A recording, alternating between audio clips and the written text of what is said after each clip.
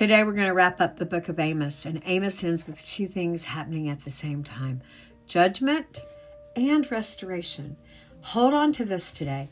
Identity does not excuse disobedience. In Amos 8, God shows Amos a basket of summer fruit.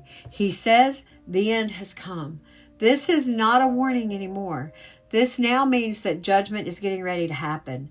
Israel had become ripe for judgment, not because God was unfair, but because they continually ignored the truth. Then God starts exposing what's happening. The people are asking, when will the feast be over? When will Shabbat end? Why?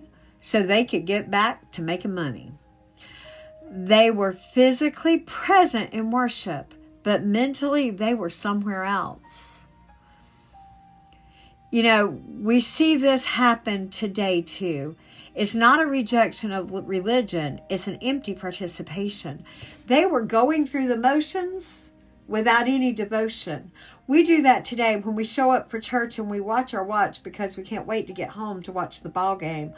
Or we try to rush the Holy Spirit so we can make it to lunch with our friends. We're treating God as an interruption instead of a priority in our worship. Okay, let's go back to Amos. God exposes their greed, their injustice, their exploitation of the poor. And this matters. God was not separating worship from how they treated people.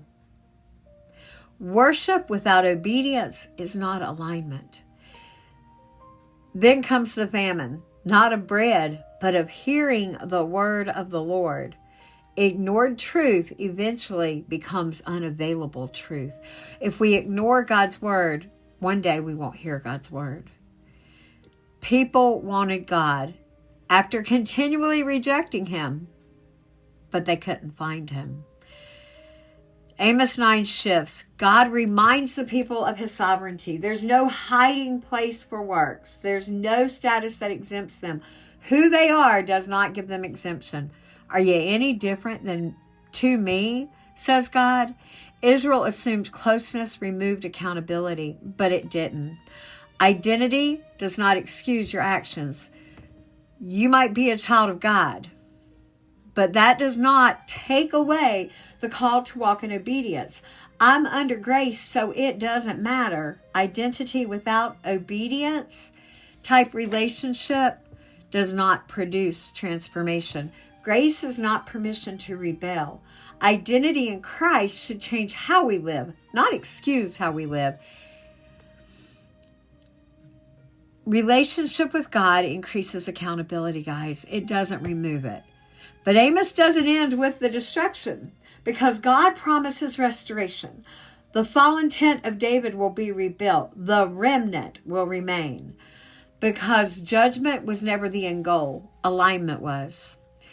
Amos confronts complacency, empty worship, compromise, and false security.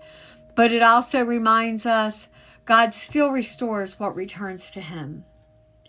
God's grace was never meant to excuse disobedience. It was meant to transform us.